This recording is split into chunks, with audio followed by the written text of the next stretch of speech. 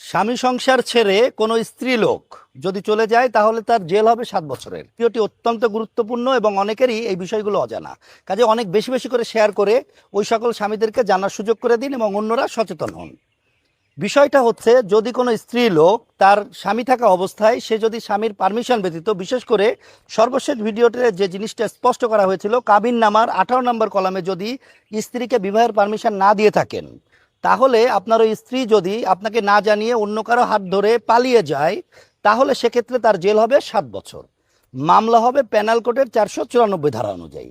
তাছাড়া এটা অত্যন্ত বাস্তব এবং আইনসিদ্ধ কথা যে কোনো স্ত্রী লোক, অনেক ক্ষেত্রে যেটা দেখা যায়, অনেক প্রবাসীরা আমাকে ফোন দিয়ে বলে, আমাদেরকে ফোন দিয়ে জানায় যে আমার স্ত্রী রহিম নামে একটা ছেলের সাথে প্রেম করেছে, করিম নামে একটা ছেলের সাথে প্রেম করেছে, সে হঠাৎ করে সে চলে গেছে, যাওয়ার পর আমরা থানায় জিডি করেছি, মামলা করেছি, কিন্তু পরবর্তীতে স্যার জানতেছি ও আমাকে ডিভোর্স দিয়েছে। কিন্তু দেখা যায় পর্যালোচনা করলে, যেদিন ওই মহিলা, ওই স্ত্রী লোক তার স্বামীর ঘর থেকে চলে যাচ্ছেন, সে তার 1 দিন পরে বা 2 দিন পরে ডিভোর্স দিচ্ছেন। প্রকৃত অর্থে আইন অনুযায়ী ডিভোর্স অ্যাক্টিভেট হয় 90 দিন পরে, এবং তার ভিতরেও কিন্তু তাদের যদি কোনো কারণে তারা যদি আবার আলাপ আলোচনা ইউনিয়ন পরিষদ বা অন্যান্যভাবে গণ্যমান্য ব্যক্তিদের মাধ্যমে বা যে কোনোভাবে তারা যদি আপোষ মীমাংসায় যায়, তাহলে কিন্তু ওইটা কোনোভাবে আর বৈধতা পাওয়ার সুযোগ নাই। তাহলে কিন্তু তাদের ওই বিয়ের পুনরুদ্ধার হয়ে যাবে, মানে সে পূর্বের অবস্থায় ফেরত আসবে।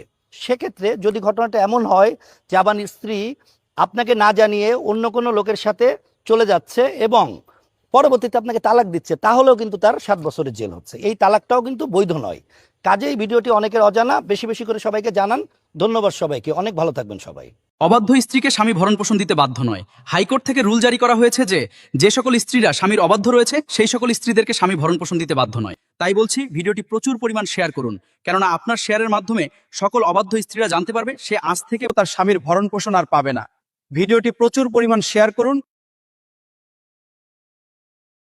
স্বামীর খেদমত ছাড়া কোন স্ত্রী জান্নাতে যেতে পারবে না। স্বামীর খেদমত ছাড়া প্রত্যেকটা স্ত্রীর জন্য জান্নাত হারাম। তুমি স্বামীর খেদমত না করে 5 ওয়াক্ত নামাজ পড়ছো, 30টা রোজার বাহিরে আরো রোজা করছো, হজ করছো, যাকাত দিচ্ছ, দান সদাকা করতে করতে তুমি বিশাল দিনদার আর দানবীর হয়ে গিয়েছো, কিন্তু স্বামীর খেদমত করছো না, তোমার জন্য জান্নাত হারাম। স্বামীর খেদমত ছাড়া জান্নাত পাওয়া যাবে না। অতএব প্রত্যেকটা মাকে আর প্রত্যেকটা বোনকে বলছি, জান্নাত যদি পেতে চাও তাহলে স্বামীর খেদমতের বিকল্প কোনো পথ নাই। স্বামীর খেদমত করতেই হবে। নারীরা 3টি কাজ করলে জান্নাত। 1 নম্বর কাজ হলো আল্লাহকে রাজি খুশি করা, 2 নম্বর কাজ হলো আল্লাহ রাসূল সাল্লাল্লাহু আলাইহি সাল্লামকে খুশি করা, 3 নম্বর হচ্ছে স্বামীর খেদমত করা, স্বামীকে খুশি করা। স্বামীকে যদি খুশি করতে পারো তাহলে তোমার জন্য জান্নাত রয়েছে। স্বামীর খেদমত করবা না, স্বামীকে ভালোবাসবা না, জান্নাতের আশা কইরো না, জান্নাতের ঘ্রাণও তুমি পাইবা।